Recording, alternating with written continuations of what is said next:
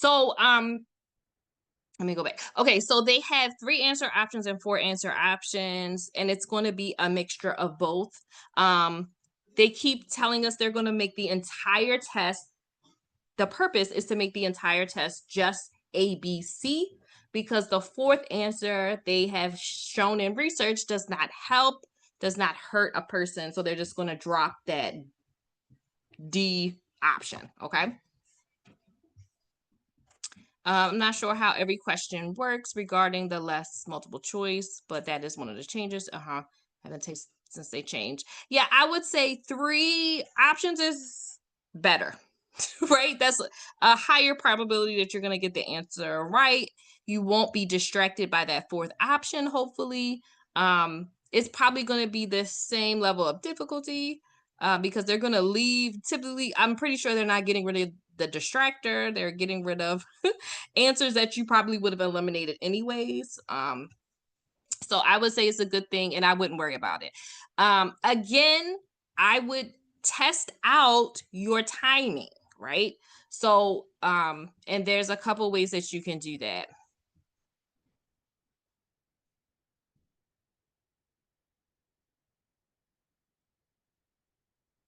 Yeah. Changing your answers typically doesn't help. Um, any questions so far? In terms of the scoring, it's 90 to 107, and you won't know what your test passing score is until you're finished. But you will know once they print out your results and put it in but the envelope. You'll know then what you needed to pass.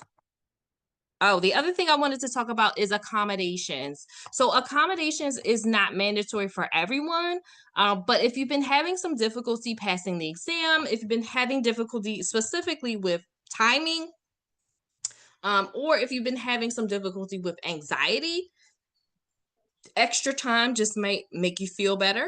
Even if you have extra time, maybe just having that extra hour may just help in terms of your mindset. And so there is a process, it is an application process. If you already have a scheduled exam, if you choose to get an accommodation, you would have to reschedule your exam. And there is typically a fee to change that date to a accommodation date. But I do offer it's free. If you want to send me your narrative about what you're going to send to the board, and then I can help you. So typically with accommodation, like I said, you're going to go on aswb.org. You could type in accommodation. It's called non-standard testing arrangements. And so you can put that in and you'll see the application on there.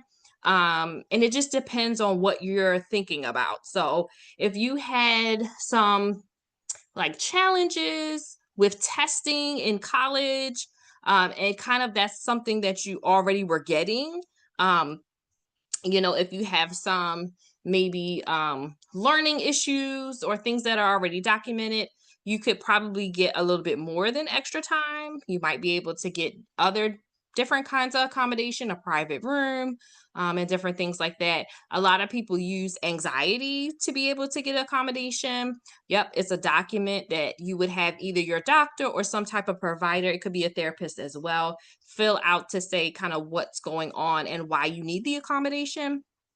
And a narrative does go with it. And if you need help with the narrative, I won't write it for you, but if you write it, I can edit it and kind of look through it. Okay. I always and I'm gonna keep dropping it in the chat so you can download it. Um let me drop it in the chat again. But here are some free study resources. And tell me if I'm missing anybody. I think it's somebody else I'm missing. Someone I heard recently that wasn't on my list. But here is a list of some resources to help you. You don't have to pay a whole lot of money for prep. When I took the exam, I was doing it all on my own, no YouTube, like, nobody to help me. And it was really difficult. But I was able to arrive and, able to pass, but I definitely, would have been easier if I had somebody to point me in the right direction. So here are some kind of YouTube channels. Agents of Change has a podcast and a YouTube channel. I know RayTube is like all the rave right now. So you might want to check him out. Savvy Social Work kind of was the rave last year. And also people talk about her as well. Liz Haddock. Okay. Yeah, so here are some free resources that may be really good in terms of studying different topics. The other thing that you can download is the Behavioral Health Pocket Prep, and you'll want to make sure that you select kind of which one, what test you're taking. And then it has a free version and a paid version. And so people have also found that very helpful. So here are some free study resources.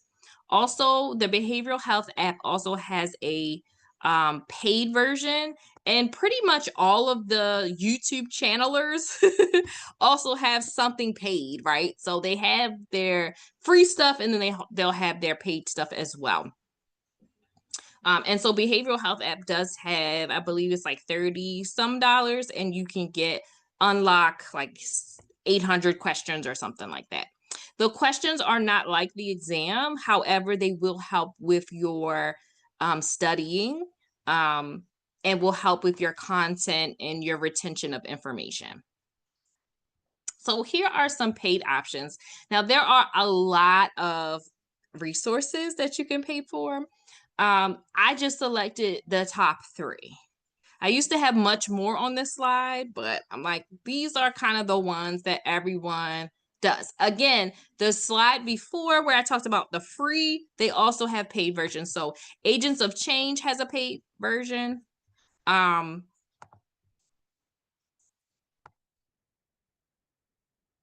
Pam Turner has a paid version.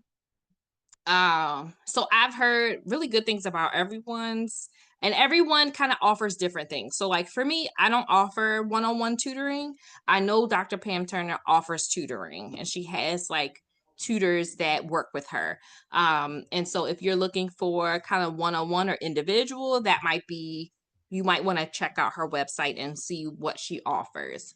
So everybody kind of offers different services.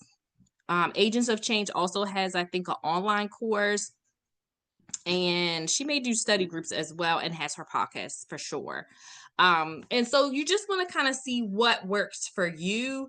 Although I have services as well, I want you to know all the services so that you can pick the one that is best for you. Dawn Apgar is a book. I actually met Dr. Apgar, and I did fangirl just a little bit. I was like, I met Dr. Apgar. Anyways, but her book is really good. Her newest edition is the 4th edition.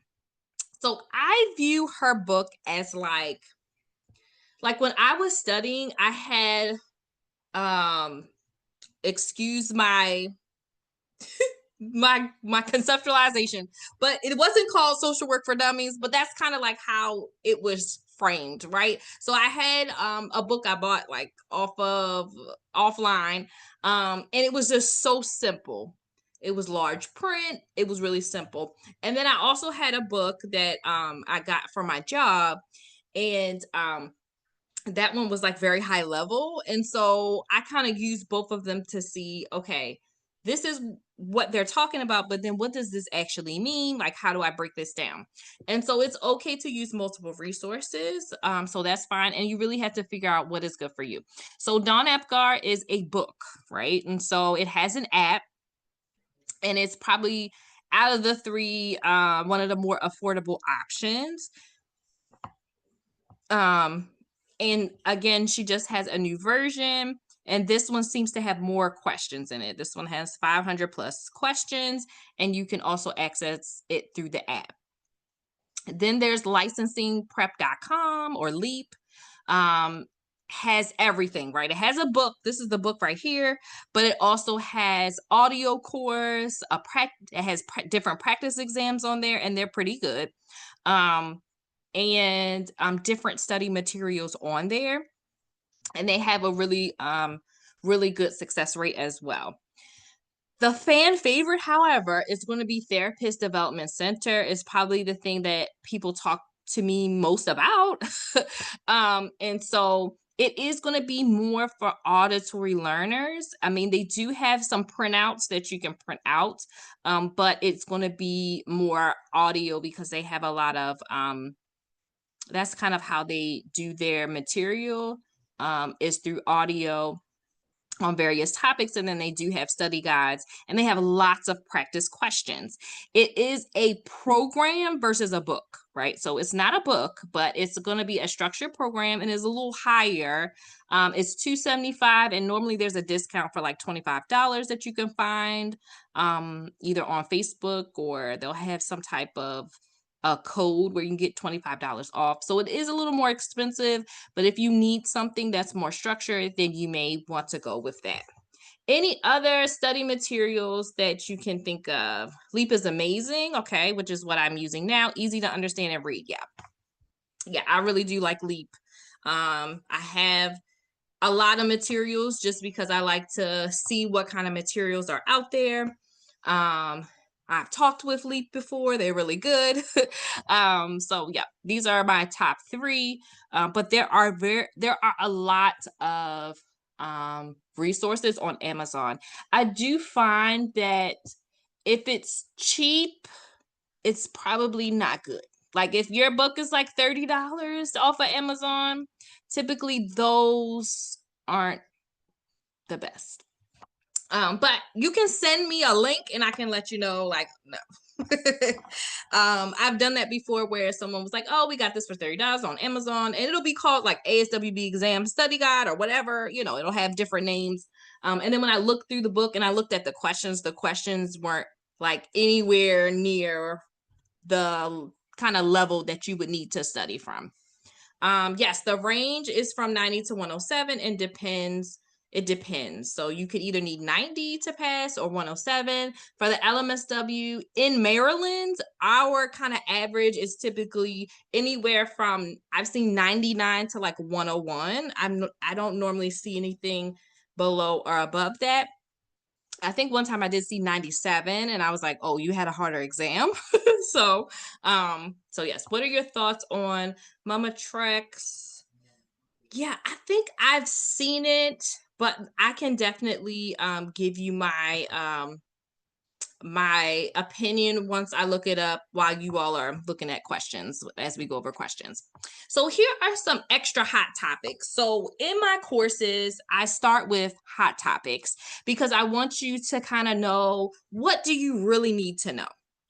So obviously, the way the exam is set up, I don't know what's on there. I don't know what you're going to get. There are several versions of the exam, right? And so what I've done is things that keep coming up, I just make a note. And so these are extra hot topics that I've kind of pulled together. But I have them for each individual topic as well, just to give you a starter. This is like a starting place. Again, my course is not going to have every term that you've ever seen. So if you need kind of like a dictionary, I feel like Don Apgar is like a nice, like, it's like a nice reference to have just to know like what all is needed to know. But I really do try to give you the meat and not the fluff of it, so that you'll know kind of the foundational things. And people have said that I'm pretty spot on, and I try to keep updated so that I can continue to be spot on in terms of what to focus on, so you're not focusing on everything. But it's a lot anyways. No matter what, it's going to be a lot of information. I can't really make it simple, but I can simplify it. It's not simple, but I can help you. So what I want you to know is that research is on the exam. Chi-square, t-test may be on your exam, or if you may not ever see it. But I don't want you to go into a situation and you say, oh my gosh, Dr. Boone didn't tell me chi-square is on here. Misrepresentation is ethics. Memorandum of understanding, that was on there, and I was like, okay, that's different. And these really are, again, hot topics. So what I mean by that is, like, as they change the exam, their focus changes. And so on my exam, I didn't have anything about a memorandum of understanding. I did have things about like HMO on my exam, managed care. So that's still on there. So some things like never leave. Some things come in and out. And so just understanding like what they're focused on. Adult protective services, something that people don't really focus on a lot. In terms of defense mechanisms, splitting, again, always been a defense mechanism, right? It's always been there. But typically we don't study that one as much as we do like denial and projection and displacement.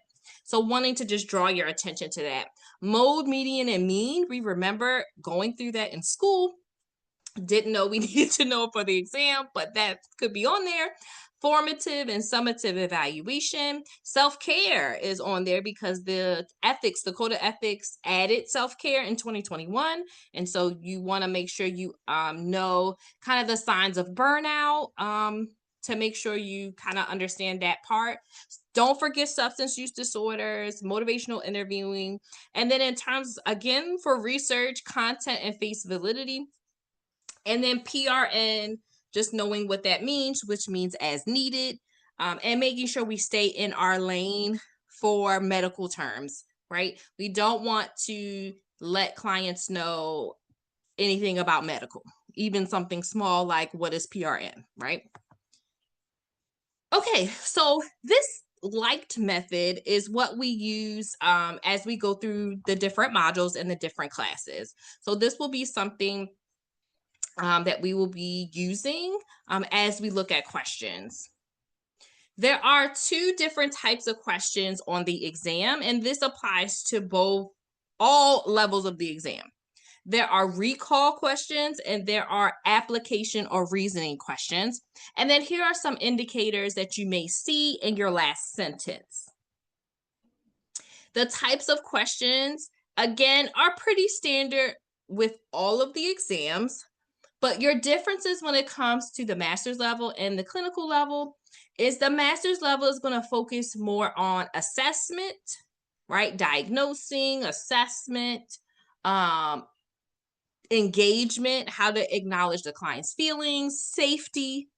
All of those may also be on the clinical exam, but the clinical exam is going to take it a step further, right? This is your presenting problem. You don't need to just assess it, but now you need to intervene. What should you do about it? And so for the master's level, sometimes you are probably on a clinical, you're probably thinking you're taking a clinical exam and you are intervening too much. Could be. And you need to dial it back some and really slow down your processing so that you're following the steps and stages of the exam.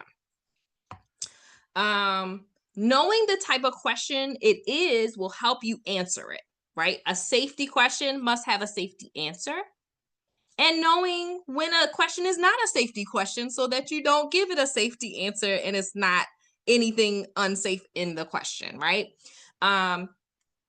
The other area that is really, really been focused on is going to be the macro community practice. And that's going to be for both exams. Clinical and master's level is going to have a bunch of community because right now, social justice policy is just, I would say, since they changed the exam, whatever year that was, they changed the exam.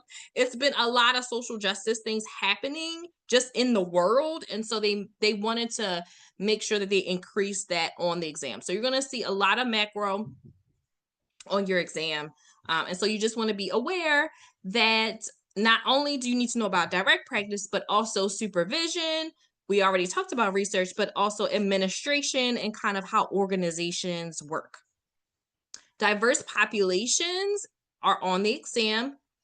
One of the populations that is something I wanted to highlight is LGBTQIA+, because sometimes you may not see a lot of questions on that, like in your practice material, but it's on the exam. And so that might be throwing you off. But it is a diverse population. And so you just want to kind of follow your code of ethics. And I also have a module on diversity as well. Let's see. So when we are going through the question, we want to make sure that we understand the question stem. We want to make sure that we are paying attention to our keywords and our indicators. We want to definitely stay within our role as well. What's our scope as a social worker? And how should we be operating? So for instance, a hospital social worker, like a medical social worker, is going to be more short-term interventions. They're not going to be doing a whole lot of long-term because that's not their role and nature of that position, right? So that's just an example. So you shouldn't be doing anything long-term with those clients. More about discharge planning and then referring out for anything else. Just an example. You want to consider the stage that you're in, right? Initial stages are going to be, again, for our master's level engagement and assessment, but you can also have some intervention ones on there as well.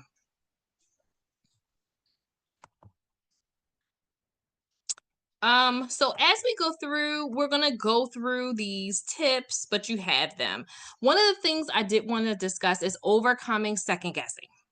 That is going to be hard. So for those, I saw something in the chat about like, I always miss it by a small number. And I always say that it could be a few things.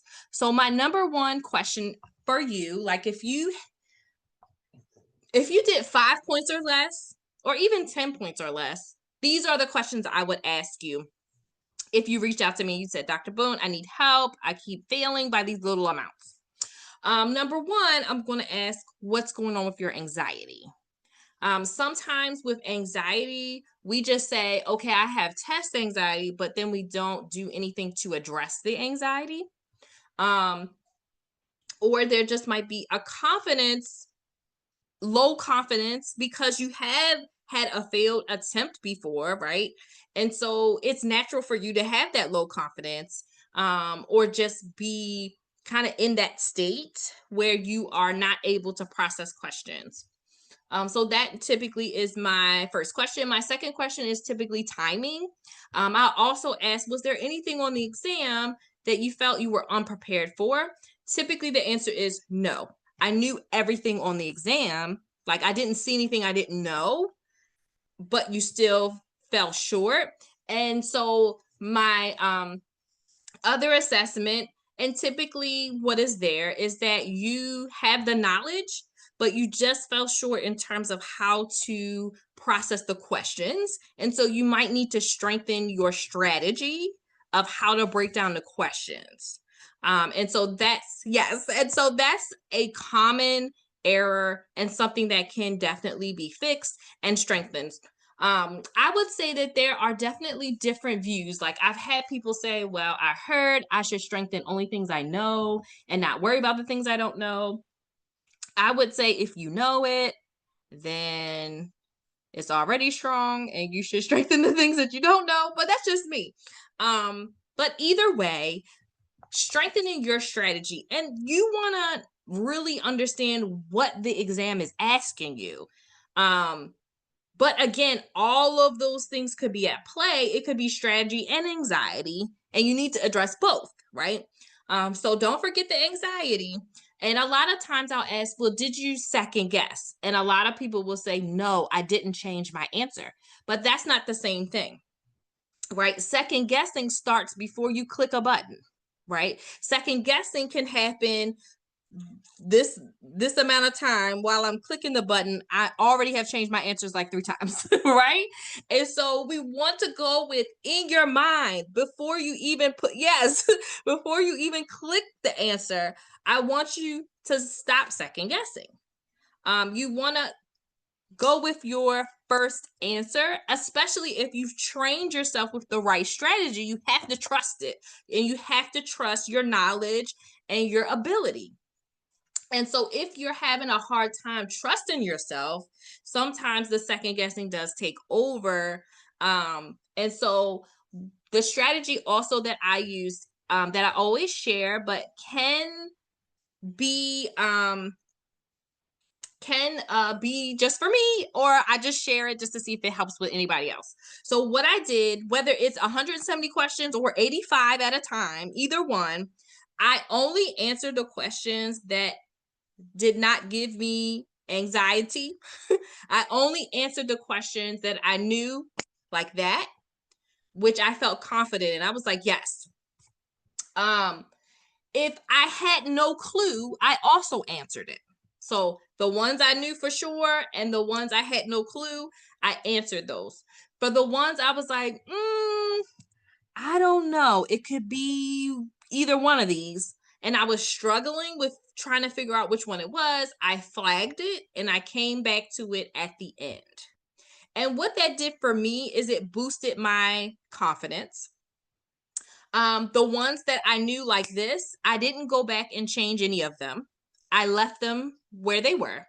For the ones that I flagged, I left them blank. And I left them blank so that I could come back to it fresh and just put the first answer that I thought of. Because if I answer it, then I've already kind of pointed in a direction and then I'm going to like second guess it. But without answering it, I kind of have seen other questions. I boosted my confidence. So when I come back, I'm like, oh, it's this one. Um, and then if I still have issues, I'm just going to pick one and just keep it moving, because when you dwell on the ones I didn't get right, you're not going to get them all right. And so you have to be okay. Your perfectionism, you have to work on that. Okay. You might also have perfectionism, but you have to work on that perfectionism because you don't need a 100 to pass. Okay. You don't even need a 90 to pass, like a 90%. You don't need a 90% to pass. So you have to be okay with, I don't know it, and I'm going to move forward, and I'm not going to think about that question anymore, because if I do, it's going to throw me off, right? And it's really hard, right? Because these questions are questions you've never seen before. And I think that also shocks people, right? It's like, well, I would think I've done, 2000 practice questions. So I have to see something I've already done, right? But that's not the case, because the people that are writing the exam didn't write those practice questions that you're using, right? Let me see. What do you think about skipping questions you are not sure? Yeah, that's what I did. I skipped them, but I came back and then I answered them. Can you go back to answer flag questions? Yes. But you can't hit the submit button, because after you hit the submit button, then you can't go back. But before you hit the submit button, you should be able to flag and maneuver in those 85 questions. Once you are confident, you hit submit, and then they'll give you that 10-minute break. The only thing I wasn't sure about, and I have to ask, is do they, like, let's say you finish the first 85 in an hour, do they then let you take the second 85 with 3 hours remaining? I'm not sure about that. I don't know if it's just 2 hours and then 2 hours, or like, do you have to do all 2 hours? Like, I don't know. That's the only part. If anybody knows, let me know. So we're still trying to figure this whole thing out. But I would think that if it only took me an hour for the first 85, you should, the remaining should be for the second 85, but I'm not too sure about that part. Not sure about that. Okay. And use positive affirmations and mindfulness techniques. Social workers just are really, it's the same thing. Like, doctors are terrible patients. Social workers, very rarely social work themselves, right? We're really good at helping others, and then we don't really do anything that we tell other people to do. So make sure that you're using those techniques on yourself. I do not recommend using acronyms like these. So these acronyms tell you how to answer the question, and it's just too many variables that are there. And I'm just like, I get kind of what they're trying to say. But because each question, I feel like, is situational, I don't think you can 100% say that you should do these things. I don't even know exactly how to use them, but if you look them up, I'm pretty sure they'll tell you how to use them. I do use the phases of practice, so engagement, assessment, planning. Like I use those, and we go in order. And I think that's really just what it's saying. But I've had people say, "Well, this acronym told me to do this before I do this, and that's why I didn't pick the answer." And I'm like, "Well, that's not the situation we're in, you know?" So I subscribe more to, even though the like is an acronym, it's more about helping you figure out how to actually break down the question. Okay, so let's go ahead and go into some questions. I'm going to leave it up on the screen just really quickly while I check out some of these resources you plopped in to see if they are good. I know we said mom tricks, I think. Yeah, mama tricks. Okay, so I'm going to mute and I'm going to look up some of these, and then you all can put your answer in the chat when you're ready.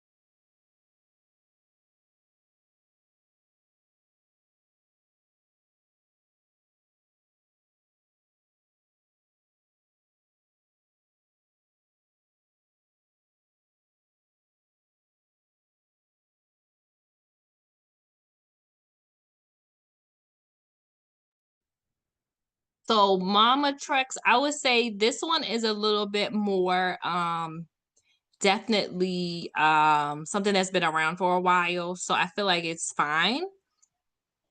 Um like when I scroll down and I see like you also might like, then I'm like, okay, yeah, some of those I wouldn't do. But I think you're good with Mama Trex because they come with the flashcard. I've gotten the flashcards before. I haven't gotten the actual book. So yeah, I think you're good with that one. And then let's see. Stop sharing. Okay. Um, let me put my no, I don't need to go back.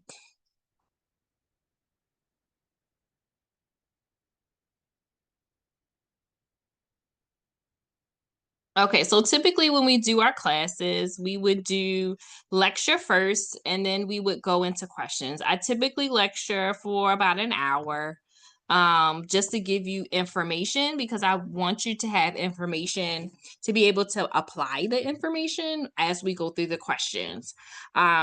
So this question, we're going to do the like the method. And then to move kind of forward with the other questions, we'll just kind of go through. But I wanted to show you at least one question where we do the like method. So the social worker should first. So first, I'm going to put the answers in order from last to first. The other thing I want to think about if I'm taking the master's level exam is safety, feelings, assessment in that order. So is this a safety question? Is this about feelings? And then what about safety, feelings, and then assessment? Typically, first and next questions on the LMSW are a lot in those three categories: safety, So first and next equals safety feelings assessment. Okay. Then I'm going to ask myself, after I read the question, I'm going to ask myself what type of question this is. For the sake of time, it's a practice question. But if you thought it was a safety question, then you're probably going to answer a little differently, right? If you think that is a safety question, then you might have said to report it. But you can't report an unborn child, so it's not even possible.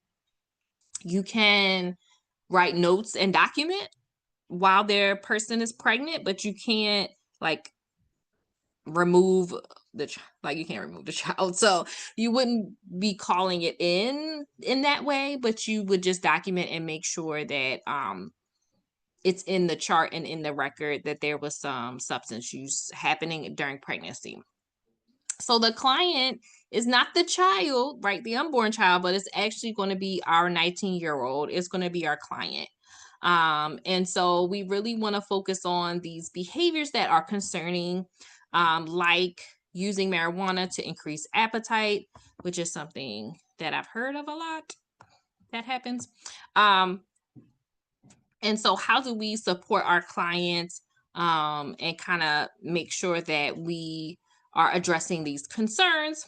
And so we rule out C because C is a safety option that we don't need. And then we have A and B, assess the client's understanding or refer the client to a support group welcoming to non-binary clients. And so although we have information about the fact that the client uses the pronoun they, right? That is not necessarily the focus of the question. The focus is that we're having some concerns about the behavior and how this may impact the child, the unborn child. And even if we didn't do that processing, assess comes before refer. And so that's also why the answer is A. And it looks like most people got it right. So great job. Okay, let's do 2. Again, we're going to do them together. So typically in class, I would give you about 30 seconds to review it. Again, we're going over questions for about an hour and a half. We normally go over 10 questions live, and you'll have 10 questions for homework. And so we're definitely not going to get through all questions on here. So let me drop it into the chat one more time because you're able to see the questions and you can kind of review any questions that we don't go over, or I might do like an Instagram about it or something too, so we can go over it. So the social worker should next. Again, we're going to put them in order.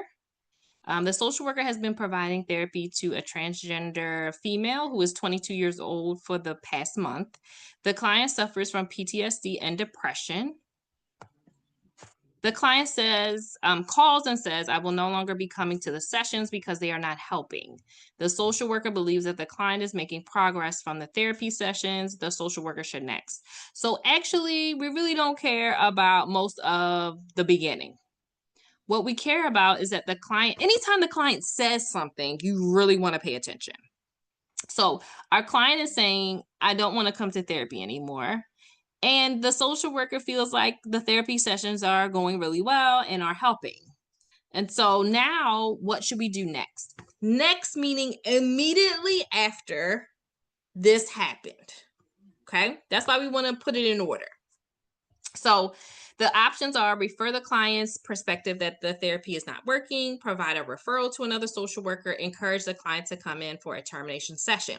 Well, just looking at that, I know that providing a referral to another social worker, that means I'm transferring the client, would come last. So I'm going to get that eliminated first. And then between explore the client's perspective that the therapy is not working, which means talk to the client, or say, hey, can you come in so I can terminate you? I would do A before I would do C. Anytime our client says something to us, we just want to know like why, like what's going on. Like it's not going to say ask the client why, but that's basically what A is saying, right? I want to explore to see why do you feel like coming to sessions is not helping, right? So that I can address that since I feel like the sessions are helping, right? And so that we can come to some type of agreement. So the answer is A. You'll find that when we go through class, I have color coding. I put your key concepts in blue, the answers in blue. The first one that I eliminate is in red, and then my distractor. And a distractor is typically, it's not the answer, but it's really close or something tempting. Sometimes this one, I felt like A was just screaming that it's the answer. And I tried to include some more difficult ones. So what I'm going to do is I'm going to mute, let you read the answer, let you read the question. I want you to tell me what type of question it is and the two answers that you eliminated first, and then what your answer is.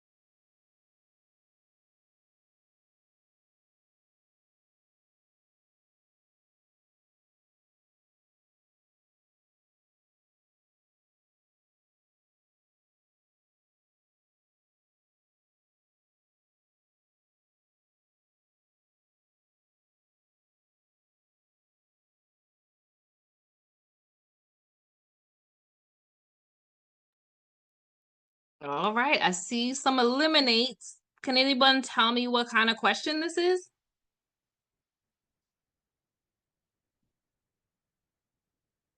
DV, yep. Safety, yeah. So we know that with interpersonal violence or domestic violence that it's not one of the primary safety questions. However, a safety plan is kind of something that goes along with working with that population. So I do like eliminating A and B. Ask the mother to explain the rationale for returning home. Discuss childhood experiences that could be connected to her current situation. Both are good, just not the best action. And that's what you'll find, that you'll have a lot of good answers, but they aren't the best, right? Because discussing childhood experiences is very much psychotherapy. And that's not necessarily what we want to focus on when we have someone that may be in an unsafe situation that we want to support, right? We can't tell our client, don't leave or leave them or whatever. We can't tell them what to do. But we can make sure that they have the resources they need to get in a little bit better of a safer situation. Okay, distractor. It's a good, D is the distractor. It's a good answer, but not the best in the moment. Yeah.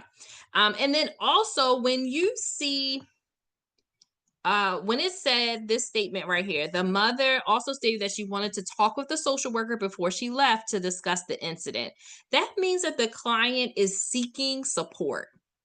And so since the client is seeking support, C is just the best way we can support in this situation.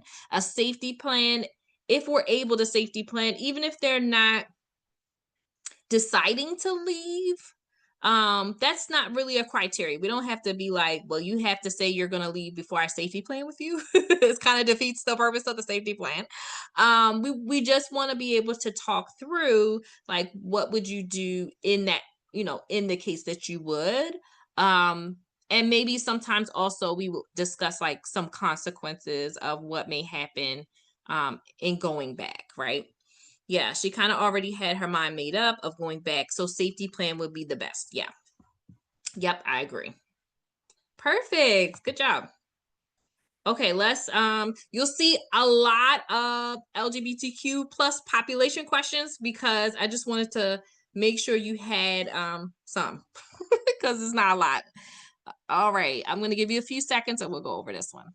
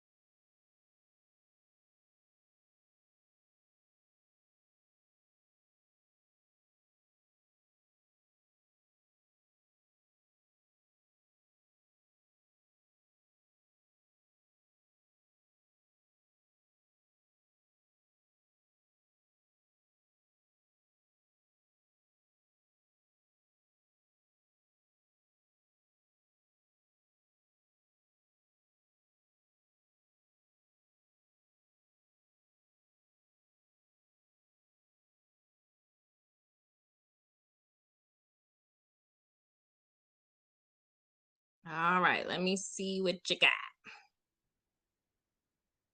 Oh, come on, Tammy. Loss paired with depressive symptoms. I like it. I like it. Yeah, it's definitely a safety question. So we have to have a safety answer. A is not a safety answer. B is not a safety answer. Let me see. Let's see. College students' parents to inform them of the incident. That's not really a safety answer either. So it's definitely C. Yep, safety first. Perfect. Let's go to the next one.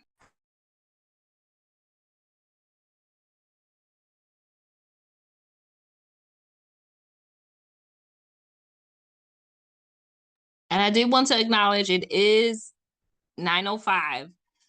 Don't feel bad if you need to drop off. We're gonna go probably another maybe 10 minutes just so we can get a few more questions in, and then you can take the rest and do them for afterwards.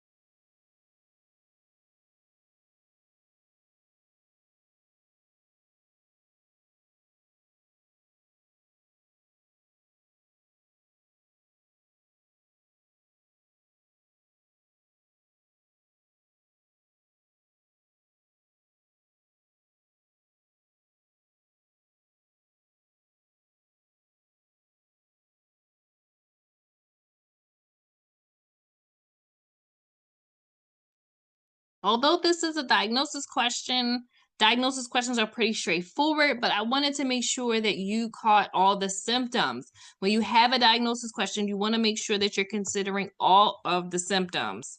So we have repeated aggressive behavior, we have vandalizing school property, lying to authorities, and stealing from classmates.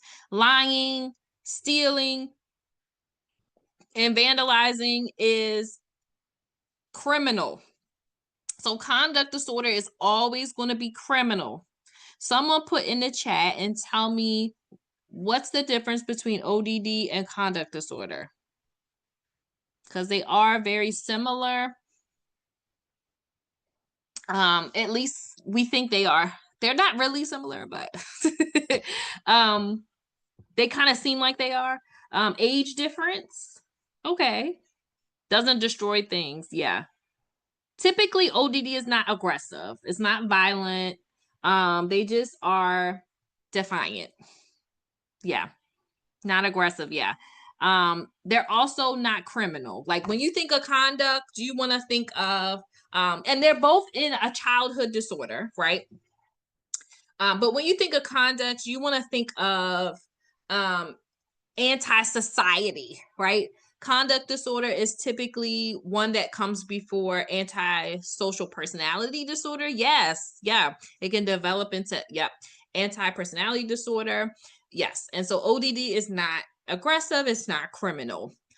With ODD, you'll see irritability, you'll see things about authority figures. So when it says something about authority figures, that might have been something, right? That's kind of something they have in common. But it's more about not following rules. And it's typically, the behaviors are typically only in one setting, right? So they might be at home, but not in school. Whereas conduct disorder is like just like who they are. I think of Jeffrey Dahmer, like when when it was that scene and he was enjoying killing the animals. I know that's very extreme, and I know that it doesn't have to be like that, but it just in my mind, it's like, oh yes, one of those types of things. ODD can also be like defiant and likes to annoy people just to kind of like mess with them. That can also be ODD, kind of some of the other symptoms. So it definitely has those kind of differences. When it is a diagnosis question, you want to pay attention to all of the symptoms. So you don't want to just say, okay, lies to authority figures, so it's ODD, right? You want to make sure you're paying attention to all of the symptoms and that you're taking into account all of them and not just hyper focusing on one of them. Yeah. All right, let's do 6.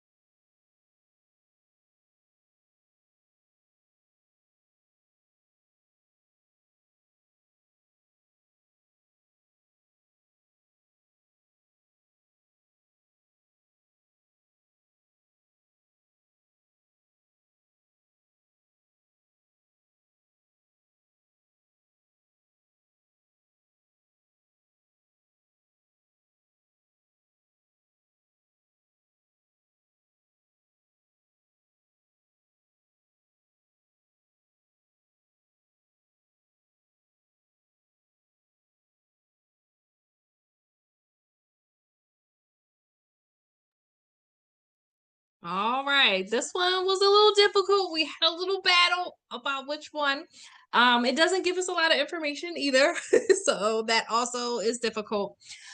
We have a family that's presenting for family therapy. And this is more of a clinical question because it's a little more deeper. Typically for your master's level, you have a family question, and so you treat the family, right? But during a family therapy session, you find out this is the only information you have. They haven't even told you what the presenting problem is. This is the only problem that you have, is the father's abuse of alcohol. So that's really the only thing that you can go off of. So the answer is C. And I know I had a lot of choices of D. So let's go through. Although the family is the client, the only issue that is currently presented is the alcohol abuse of the father. Therefore, further assessment of his chemical dependency is priority. A and B is kind of out. I didn't really see anybody say those. And it says C. It really should say D. D would happen later after the family's needs are assessed for possible treatment. And what that really means is we should just see if we need to help the father, right? It's kind of like you are there for family therapy, yes. And you should definitely focus on the family for sure, right? However, when it comes to like chemical dependencies and substance use, like that's going to impact I won't say relationship. It's going to impact your treatment of the family if we have this issue. It's almost like if you're I'm trying to find like another example that would be similar to this. Um, it's kind of like if you had group therapy, you're there to facilitate the group, but then something comes up about a safety issue and you need to address that safety issue with that person. It's kind of like that. So, yes, normally family therapy is about the family, but we don't have anything about the family yet. The only thing we have is that the father has an issue that we can help with, or we can see if we need to help with, right? So it's not saying that we're going to do the assessment, but we may just say, hey, we might refer him to somewhere to get assessed. So let me see. What do you think about this? I know this was a more difficult one. That's why I put it in here, because it's a little more difficult. Yeah, D was the distractor. If he isn't sober, he would not be productive. He sure wouldn't. I was thinking it's family therapy, not directly on the dad. And normally that thought process works. The only thing here is that we don't have much information. Like if we had more information about what was going on, then we probably could say, okay, let's get the input of every family member about what the issue is, right? But the only thing we have is the alcoholism. Yeah, and the family could have an issue with that. Absolutely. Are you saying focus on the presenting problem even though it's family therapy?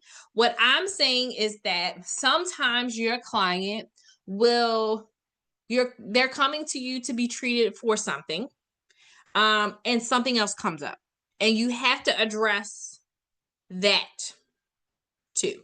Another example, and I'm going to find this question. I haven't seen this question in a while, but it's a question that I had that said, you're working with a mom, but her issue is about something with the son. And so like you're not treating the son. The son is not even there, in the session. But you provide her with resources to help with the son, right? Because that's kind of who you are as a social worker. So yes, we want to focus on the presenting problem. Yes, but sometimes what happens is that things come up that's not necessarily exactly what we're there for, but also this can impact the therapy, right? It can impact the family therapy as well. And it's okay to address those things too. And I know it's hard because most of the questions are going to be the other way around, right? They're going to be, it's family, so pick the answer that has family in it. But I wanted to show you a question that went a little bit against that and kind of show you the rationale. Yep, I thought when the client is the family, we make sure we answer about the family. Similar to safety concern. Yeah, it's kind of like we wouldn't allow this information to be known and not do anything. And it says, which of the following interventions? Oh, I forgot all about that. Which of the following interventions? Right? How can we help? That's what an intervention is, right? How can we help this problem? All right. Have to address the alcohol first before working with the family as a whole. Yeah. So why the whole family came together? Yeah, we don't even know. It doesn't even tell us why they're there. It just says that they're seeking family therapy.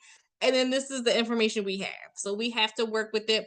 But also it says, and this is important because sometimes it will just say, what should you do? And then sometimes it will give you a little bit more. Which of the following interventions? So now that you know that this is an issue, what are you going to do about this issue? That's really what it's saying. Okay. Let's do, this could be our last one. I forget how many are in here. I think it's at least 12 in here. So you have some more to work on after we're finished. But this is number 7. Let's do number 7.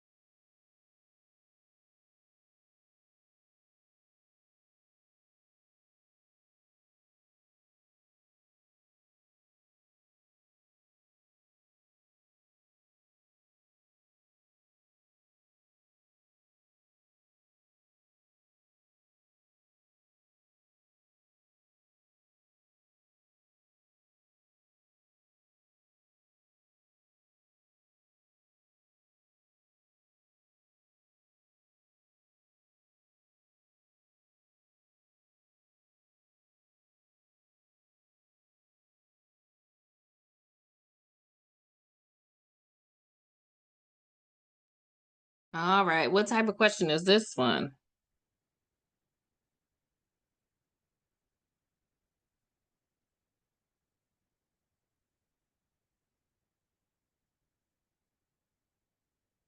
The dreaded community. Yes.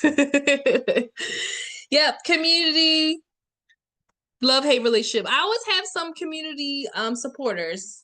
Yeah, definitely dread it. Yeah. So what should a social worker do next according to the social planning model? So you kind of have to know what is the social planning model. So the social planning model is kind of like assessment and planning in one. There's no interventions happening. So we can get rid of anything that's an intervention, a community intervention. So the first one I see is A. That's out. I also see D, establish a task force. That sounds good. But then it says to assist in implementing, which task force don't even normally implement, but implementing is not planning. And so we're going to get rid of D. So what should we do next? Should we share data or should we develop a comprehensive plan to address homelessness and propose it to the stakeholders? And so far, what we have is that we have an issue.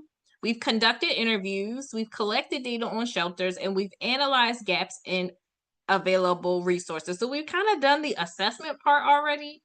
And so our next step is going to be to develop some type of solution, plan, recommendation for the issue. So the answer is C.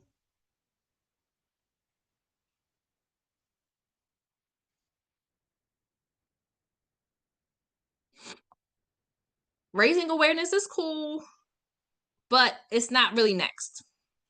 And according to what is in alignment with the social planning model.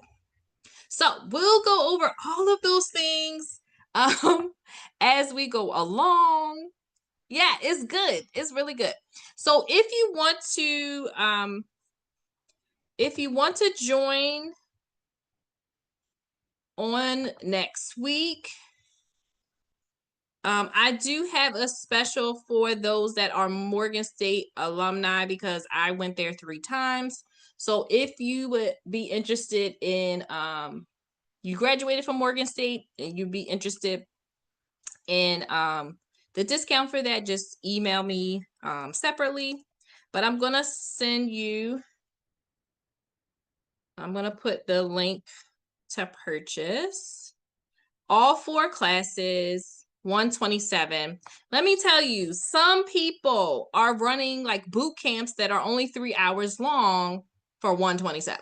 So this is a pretty good deal for sure. That's the link.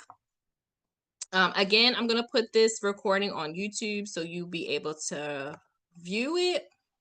Again, you'll get access to all 4 live classes and the free ones too. I just went ahead and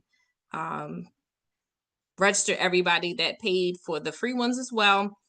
And the replay bundle is included. On the replay bundle, we have the 170 practice exam. There's also 20 questions for each module. And so we'll go over the first 10 questions during the class, and then the other 10 questions you would do for homework. It gives you a study plan. and it's more of a classroom feel, which is definitely good. Out of the 170 questions, how long to spend on a question? So when you break it down, 4 hours, 170, it's about a minute and a half. So I do like the behavioral health app because it will tell you how fast you're answering questions. I thought that was pretty neat. The free version will. So test it out and it'll tell you like what your average speed is. The behavioral health app is also called Pocket Prep. So yeah, check that one out. It can help you. I hope to see you next week. For those that are already signed up, I will definitely see you next week. And then for those that haven't signed up yet, I hope to see you. Any questions before we leave?